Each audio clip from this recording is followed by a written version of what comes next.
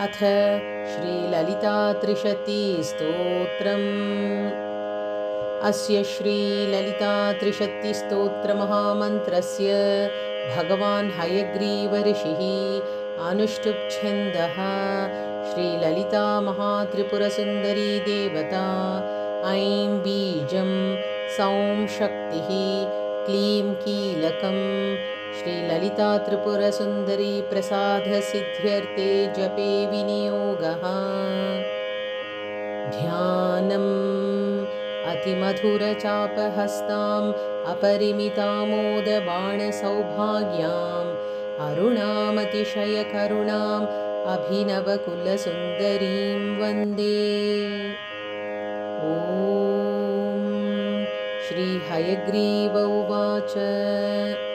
ककाररूपा कल्याणी कल्याणगुणशालिनी कल्याणशैलनिलया कमनीया कलावती कमलाक्षी कल्मषग्नी करुणामृतसागरा कदम्बकाननावासा कदम्बकुसुमप्रिया कन्दर्पविद्या कन्दर्पजनकापाङ्गवीक्षणा कर्पूरवीटिसौरभ्यकल्लोलितककुप्तटा कलिदोषहरा कञ्जलोचना कम्रविग्रहा कर्मादिसाक्षिणी कारयित्री कर्मफलप्रदा एकाररूपा चैकाक्षर एकानेकाक्षराकृतिः एतत्तदित्यनिर्देश्या चैकानन्दचिदाकृतिः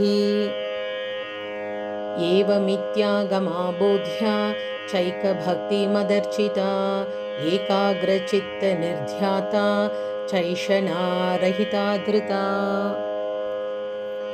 येला सुगन्धिचिकुरा चैनः कूटविनाशिनी एकभोगा चैकरसा चैकैश्वर्यप्रदायिनी एकातपत्रसाम्राज्यप्रदा चैकान्तपूजिता येधमानप्रभा चैजदनेकजगदीश्वरी एकवीरादिसंसेव्या चैकप्राभवशालिनी ईकाररूपा चेशित्री चेप्सितार्थप्रदायिनी ईदृगित्यविनिर्देश्या चेश्वरत्वविधायिनी ईशानादिब्रह्ममयी चेशित्वाद्यष्टसिद्धिदा